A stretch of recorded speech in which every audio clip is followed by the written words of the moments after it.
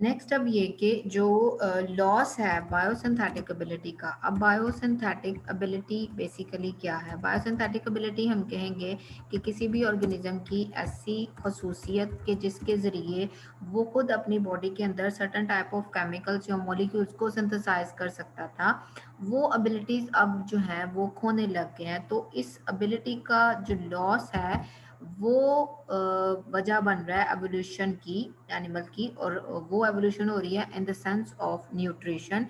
अब एक एनिमल जो कि ये एबिलिटी लॉस कर चुका है, खो दी है उसने एबिलिटी कि वो बायोसिंथेटिकली कुछ केमिकल्स अपनी बॉडी के अंदर सिंथेसाइज कर पाए, तो उस एनिमल को अगर डाइट के अंदर वो तमाम इम्पॉर्टेंट ऑर्गेनिक मॉलिक्यूल्स और वो तमाम इम्पॉर्टेंट कॉम्प्लेक्स मॉलिक्यूल्स जो कि उसने खुद बनाने थे, वो उसको डाइट से ही मिल गए, जो उसने बाहर वाले इन्वायरमेंट से अपनी बॉडी के अंदर इनटेक की।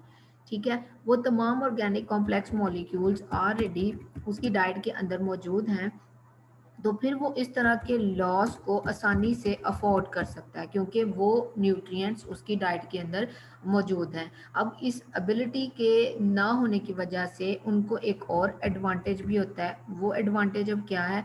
फ़ायदा उन्हें ये होता है कि अब जो एनिमल्स हैं उन्हें एनर्जी स्पेंड नहीं करना पड़ेगी, एनर्जी को यूज़ नहीं करना पड़ेगा, और इसके साथ साथ उनको जो है रिसोर्सेज को भी यूटिलाइज नहीं करना पड़ेगा। किस चीज़ के लिए? उन तमाम मॉलिक्यूल्स की सिंथेसिस के लिए जो कि ऑलरेडी उनकी डाइट के अंदर मौजूद है। यानी पहले वो उन्होंने खुद बनाने थे अपनी बॉडी के अंदर एनर्जी को यूज़ करके, रिसोर्सेज मतलब डिफरेंट अदर जो कंपोनेंट्स हैं या केमिकल्स हैं या मॉलिक्यूल्स हैं, उनको इकट्ठा करके, उनको जोड़कर उन्होंने एक नया मॉलिक्यूल बनाना था जो कि उन्होंने अपनी बॉडी के लिए यूज़ करना था। कोई अमाइनो एसिड हो गया, कोई प्रोटीन हो गई या कोई कार्बोहाइड्रेट हो गया, लेकिन अब वो ऑलरेडी उनकी डाइट के अंदर प्रेजेंट है।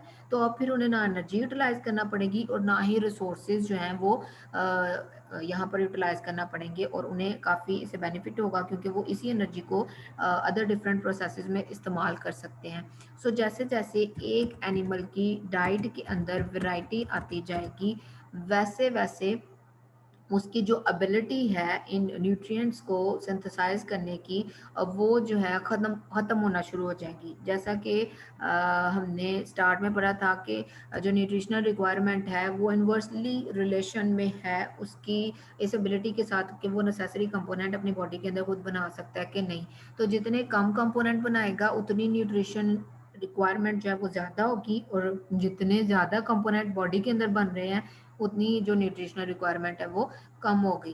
तो जैसे जैसे उसकी डाइट के अंदर वैरायटी आती जाएगी, वैसे वैसे वो एबिलिटी खोता चला जाएगा अपनी बॉडी के अंदर उन मॉलिक्यूल्स की बायोसिंथेसिस के लिए। ठीक है, क्योंकि अब तो उसे बाहर से मिल रहे हैं तो अब उसे खुद बनाने की ज़रूरत नहीं है।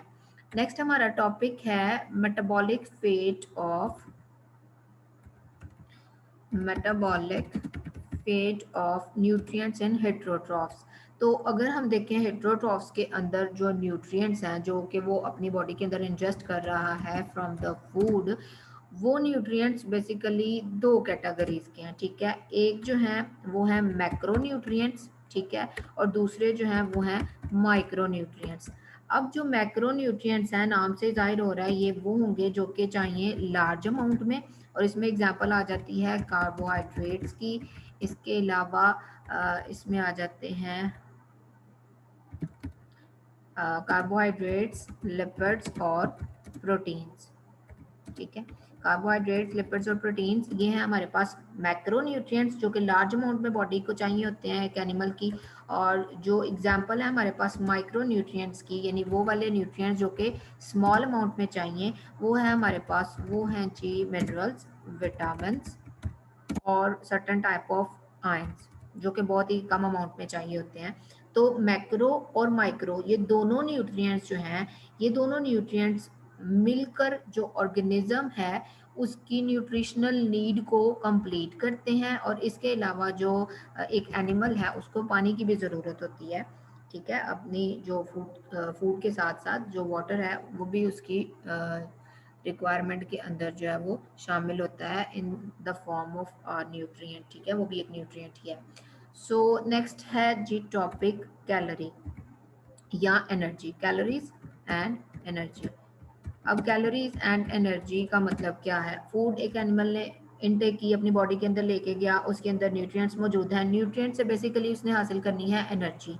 तो जो फूड है उसकी एनर्जी वैल्यू को जब मेजर किया जाता है तो वो मेजर किया जाता है इन टर्म्स ऑफ कैलोरीज। अब ये जो वर्ड है कैलोरीज, एक तो ये मैंने लिखा ना स्मॉल सी के साथ कैलोरी, एक लिखा जाता है कैलोरी कैपिटल सी के साथ। इन दोनों का फर्क भी याद रखना है। सबसे पहले अभी हम देख लेते हैं इस कैलोरी को जो कि स्मॉल लेटर के साथ है कि कैलोरी क्या है। अगर इसको डिफाइन किया जाए तो ये एक लैटिन वर्ड कैलर से निकला है जिसका मायने हीट है। कैलोरी असल में है एक अमाउंट ऑफ एनर्जी, कितनी अमाउंट एनर्जी की, जिसके ज़रिए हम 1 ग्राम वाटर का जो टेम्परेचर है उसको इन्हेंस कर सकें, इंक्रीज कर सकें 1 डिग्री सेल्सियस तक। ठीक है, 1 डिग्री सेल्सियस तक अगर हम 1 ग्राम वाटर का टेम्परेचर इन्हेंस कर लेते हैं तो उसके लिए जितनी एनर्जी चाहिए होती है वो इक्वल होती है 1 ग्राम कैलोरी के। ये जो स्मॉल लेटर के साथ कैलोरी है वो असल में 1 ग्राम कैलोरी होती है। ठीक है, सो ये होगी इसकी डेफिनेशन। एक कैलोरी जिसको हम स्मॉल सी के साथ लिखते हैं उसको ग्राम कैलोरी भी बोला जाता है। ठीक है, उसको हम ग्राम कैलोरी भी बोलते हैं। और अब आती है किलो कैलोरी, वो जो मैंने आपको कहा था कि कैपिटल लेटर के साथ भी जो है ना लिख सकते हैं। किलो कैलोरी को रिप्रेजेंट किया जाता है कैपिटल सी के साथ। अब किलो कैलोरी क्या है? 1 किलो कैलोरी जो है, इसको कैलोरी भी बोला जाता है, इसको किलोग्राम कैलोरी भी कह देते हैं। ये इक्वल होती है 1000 कैलोरीज के। ठीक है, ये 1000 कैलोरीज की इक्वल होती है। हमने यहाँ पर टॉपिक स्टार्ट किया है कैलोरीज एंड एनर्जी, जिसमें हमने पढ़ा कि जो फूड एनर्जी वैल्यू है वो हमेशा कैलोरीज में मेजर की जाती है। और 1 कैलोरी 1 ग्राम वाटर को जो उसका टेम्परेचर है वो 1 डिग्री सेल्सियस तक इन्हेंस कर देती है। लाइक हमारे पास जो है वो 1 ग्राम वाटर है, उसका टेम्परेचर हमारे पास पहले से है 12 डिग्री सेल्सियस। अब हम चाहते हैं कि उसका जो टेम्परेचर है वो 12 डिग्री सेल्सियस से हो जाए 13 डिग्री सेल्सियस। ठीक है, हम चाहते हैं कि वो 12 डिग्री सेल्सियस से हो जाए 13 डिग्री सेल्सियस। तो ये जो कन्वेयन है टेम्परेचर की 12 डिग्री सेल्सियस से 13 डिग्री सेल्सियस तक, इसके लिए जितनी एनर्जी चाहिए होगी वो इक्वल होगी 1 ग्राम कैलोरी के। ठीक है, और किलो कैलोरी जिसको कि रिप्रेजेंट किया जाएगा कैपिटल सी से, ये इक्वल होती है 1000 कैलोरीज के। अब आमतौर पर जब हम कोई फूड प्रोडक्ट यूज़ करते हैं तो उसके बाहर जो कैलोरीज लिखी होती हैं डिफरेंट फूड प्रोडक्ट्स की, जिसमें डिफरेंट न्यूट्रिएंट्स या फूड लाइक कार्बोहाइड्रेट्स हैं, उसमें कितना जो है वो लिपिड्स मौजूद है, उसमें फैट्स कितने हैं, ये सारा जो है वो उसके इंग्रेडिएंट्स का वो छोटा सा एक टेबल साइड पे बना होता है रैपर के ऊपर। तो उसमें मौजूद होता है कि इसमें कौन कौन से कंपोनेंट मौजूद हैं और उनकी कितनी कितनी जो है वो एनर्जी वैल्यू है या उसकी कैलोरीज कितनी ज़्यादा है। तो वो वहाँ पर जो कैलोरीज लिखी होती हैं वो बेसिकली ये किलो कैलोरी होती है, कैपिटल सी वाली कैलोरी होती है। मिसाल के तौर पर यहाँ पर एग्जाम्पल के तौर पर उन्होंने बियर की एग्जाम्पल दी हुई है, लेकिन हम किसी भी जो है वो फूड आइटम की बात कर लें, कोई भी एक पर्टिकुलर फूड आइटम है और उसके अंदर जो फूड है उसमें ऑलमोस्ट जो है हम कह लें कि 56 कैलोरीज प्रेजेंट है, 56 कैलोरीज हैं उसके पर ग्राम पे, पर gram of that food item जो है 56 कैलोरीज मौजूद हैं। तो यहाँ पर ये बात आपने याद रखनी है कि वो जो पर ग्राम 56 कैलोरीज हम कह रहे हैं वो कैलोरीज स्मॉल सी वाली कैलोरीज नहीं है। ठीक है, वो ये वाली कैलोरीज बिल्कुल भी नहीं होंगी। वो कौन सी कैलोरीज हैं? वो किलो कैलोरीज वाली हैं। किलो कैलोरीज यानी वो जिनको के हमने रिप्रेजेंट किया था कैपिटल लेटर के साथ, कैपिटल सी से, यानी वहाँ पर जो फूड वैल्यू लिखी हुई होती है वो बेसिकली होती है किलो कैलोरीज में। ये आपने याद रखनी है बात। सो यहाँ से डेफिनेशन आ सकती है कैलोरी और किलो कैलोरी की। ठीक है, ऊपर जो है वो हमने माइक्रो और मैक्रो न्यूट्रिएंट्स के बारे में पढ़ा था। अब जैसे कि हमने मैक्रो न्यूट्रिएंट्स की बात की थी कि ये वो न्यूट्रिएंट्स हैं जो कि लार्ज क्वांटिटी में चाहिए होते हैं हेटेरोट्रॉफ्स को, और इसमें हमने डिस्कस किया था कि आ जाते हैं कार्बोहाइड्रेट्स और इसके अलावा इसमें मौजूद होते हैं लिपिड्स, प्रोटीन्स। अब जो हेटेरोट्रॉफ्स हैं उनकी बॉडी के अंदर मौजूद एंजाइम्स इन मैक्रो न्यूट्रिएंट्स को डाइजेस्ट करते हैं, और डाइजेस्ट करते हैं मीन्स इनको जो है वो यूटिलाइज किया जाता है बाद में, डाइजेशन के बाद different type of building blocks, मतलब मुख्तलिफ़ किस्म के बिल्डिंग ब्लॉक्स बनाने के लिए जो लाइफ के लिए ज़रूरी होते हैं उनमें, और इसके अलावा एनर्जी प्रोडक्शन के लिए भी जो है इनको यूटिलाइज किया जाता है, एनर्जी प्रोडक्शन के लिए भी इस्तेमाल किया जाएगा। और जो बिल्डिंग ब्लॉक्स हैं, बिल्डिंग ब्लॉक्स यानी वो वाले तमाम कंपोनेंट्स जिनको यूटिलाइज करके बॉडी के मेजर जो पार्ट्स हैं उनकी ग्रोथ या उनकी फॉर्मेशन जो है वो की जा सकती है, उनको हम कह सकते हैं कि वो बिल्डिंग ब्लॉक्स होते हैं। अब अगर हम कार्बोहाइड्रेट्स की बात करते हैं तो आपको पता है कार्बन, हाइड्रोजन और ऑक्सीजन से मिलकर बनते हैं। कार्बोहाइड्रेट्स असल में जो है ये मेजर डाइटरी सोर्स हैं, मेजर डाइटरी सोर्स हैं हेट्रोट्रॉफ्स का, जिससे कि वो अपनी एनर्जी नीड पूरी करते हैं। और प्लांट्स इसका बेसिक सोर्स हैं कार्बोहाइड्रेट्स का, जो कि एनिमल को प्रोवाइड करते हैं। और इसमें हमारे पास पॉलीसेकेराइड आ जाते हैं। कार्बोहाइड्रेट्स में डिफरेंट कैटेगरीज आप ऑलरेडी पढ़ चुके हैं, पॉलीसेकेराइड्स हैं। इसके अलावा इसमें डाइसेकेराइड्स होते हैं।